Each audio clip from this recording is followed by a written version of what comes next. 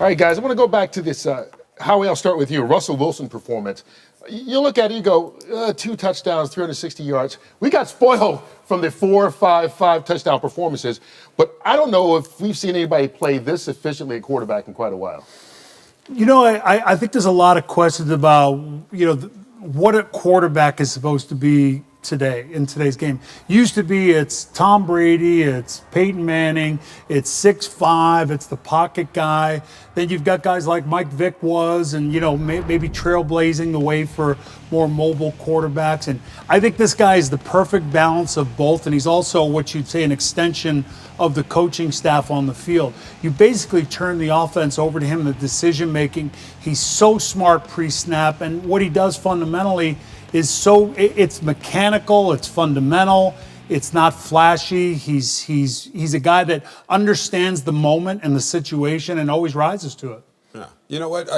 I said it in the pregame show. He's a Michelin 3-star chef. You guys didn't understand that. I did. You guys are foodies. We understood. You don't know what that means. It means that he is exceptional. Oh, I thought it was somebody who made like peanut butter and jelly. I didn't know it was like a complicated meal. But people were. By the way, it means exceptional cuisine worth a special journey, Terry. And that means you want to go watch this guy play. And the reason I'm saying this is he's always been this hole, aren't you? I'm going to tell you though, he's always been this good, but I think now he's got the ingredients. And Tyler Lockett and DK Metcalf and the spices, these guys are complimenting him so much. It's all about. Are you hungry? Have you been hungry all day? I'll feed you, man. Hey, Mike, you seen this guy? He eats like he's walking the Green Mile. I know. Holy smoke. Well, we get it though. Do you get it? He's exceptional. He's got the people around him. Is what I'm saying. He's a master chef. He's a master at what he does. He's got the. It's probably the best. Probably the best receiving core in this kid Metcalf. I mean, this kid Metcalf is dynamic. Well, when they drafted Metcalf, I think we all thought. I remember his uncle Eric was. Again, incredible player. One of my favorite to watch. University of Texas guy, Arizona Cardinals as well. And I saw how big Metcalf was. I'm like, this guy, he's just going to be running straight. He's fast, throw it up, and hopefully he catches it. He has turned out to be an incredible receiver with Lockett, and you saw Moore stepped up today. But how many times, speaking of how great Russell Wilson is, you cannot say it enough, have we said, well, the O-line, they're taking defensive linemen or great athletes, try to convert them to offensive linemen. This guy, how can he really succeed like that? Somehow, some way, this guy's found a way to get it done. Yeah, he understands coverage. You have to understand what the coverage is, and sometimes your number one receiver on pre-reads, number one is out the books. Number 3 receiver then becomes number 1. He knows that he processes it quickly, never panics, knows exactly what he's doing with the football. Howie, I want to start with you and this Cleveland Browns team, because Baker Mayfield may not care, but the first time they've been 3-1 since 2001, just another sign that this Browns team seems to be a little bit different. It is different. It's less reliant on Baker. It's more disciplined. I think they're asking him to be more disciplined. They're focusing on the run game. Chubb has been dynamic for them. He goes down, and how rare is it when a team loses a player like Chubb and then goes to Hunt? And that's what you see. And then finding a way to get Odell Beckham Jr., creatively finding ways to get him the ball, and Landry played well. The offense played extremely well, and it's balanced.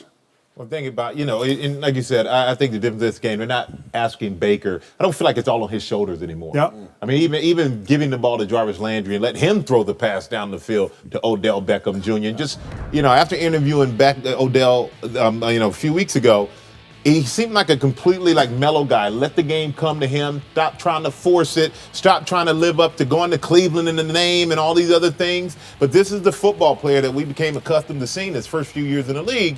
And get the ball in his hand. This guy is special. He will make things happen. And we talked about the it factor. Odell Beckham has it. And we can't explain it, but he has it. Yeah, but you know what this team is now? They're a running football team, just like you said, Howie. Make no bones about it. Everything is dependent on that run, and it's helping everybody get better. And when Nick Chubb goes down, a dynamic running back from last year, having a great season this year, and a guy like Kareem Hunt can come in who, you remember what he used to do out there with the Kansas City Chiefs? He was one of the best running backs in the league. And it wasn't just him. Ernest Jackson had 95 yards rushing. They had over 300 yards rushing, which sets everything up for everybody else. Everybody else gets a chance to go out there and hit pay dirt. And that's a balanced offense, like you said. Really a nice job, I thought, by Cleveland, because when you see reverses, it's because the offensive coordinator says, oh, they are an aggressive defensive front. They will chase down the line after anything that goes away. And when you see that, the only way you stop that is you reverse it. And they came out with the touchdown pass. And then right after Cowboys got within a field goal of tying the game, the very first play was fake the reverse, pitch it, basically another reverse, over pursuing, but a great job by Odell avoiding the tackle in the back of the, for a loss, and then taking it for a touchdown. Here's the thing that you can take. If Dallas is looking at Cleveland, what can you take from it? Dak is on pace with monster numbers. They're on pace with 3 wide receivers with over 1,000 yards. And what's their record? Oh, 1 and 3. Right. I think more balanced. You're taking pressure off your offensive line, which is injured. You've got a defense that's changed schemes. Players are playing in different spots. There are breakdowns in coverage. You protect your defense. You protect your offensive line. You eat the clock, and you take pressure off the whole team. And you don't turn over the ball. Yes. We see the NFC East to combine 2-11. They also got that one tie, but 2 wins for the entire division. I think it's safe to say this is not the division that, Ooh, 8 may win it. So everybody's still in it to the end. Giants are still there, Mike. Giants got a chance? No. Before we say goodbye, final thoughts. Let's go around the horn. Start with you, Michael. Well, the Giants do have a chance. There's still always a chance. They could be at first place in the division. They win the game or at least tied for it. Tom Brady, plain and simple. I think what he has done for the Bucs is Tom Brady's he gives ability to the quarterback position. I know he's thrown some pick sixes this year, kind of Jameis Winston-esque. Oh, Jameis Winston. Whoa. Wait a minute. They got rid of him. Put the brakes on. Winston-esque, okay? Sleepy.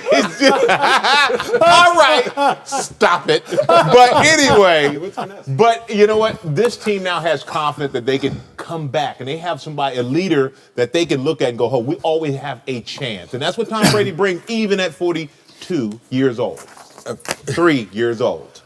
Got it. Terry, back off. Looking at the NFL around the league today, every game a team scored over 30 points. The points are coming, and I'm looking ahead. I think DeAndre Hopkins is going to break the all-time receiving record that was broken last year by Michael Thomas, and Chef Wilson, the Michelin star chef, is going to break the touchdown record because of what's going on with the offenses this year. Defenses are bad right now. I think the game is faster than it's ever been. They're not only stretching the field vertically, but horizontally with jet sweeps, misdirections, they're not calling holding smoke calls screens. either. They're not calling holding. Breakdowns in coverage. I'd say it's a lack of preparation. It's also conditioning. Well, conditioning, absolutely, because they had no off-season workout programs. A lot of it's Zoom meetings. I mean, they're behind the 8 ball. These defenses It's right now.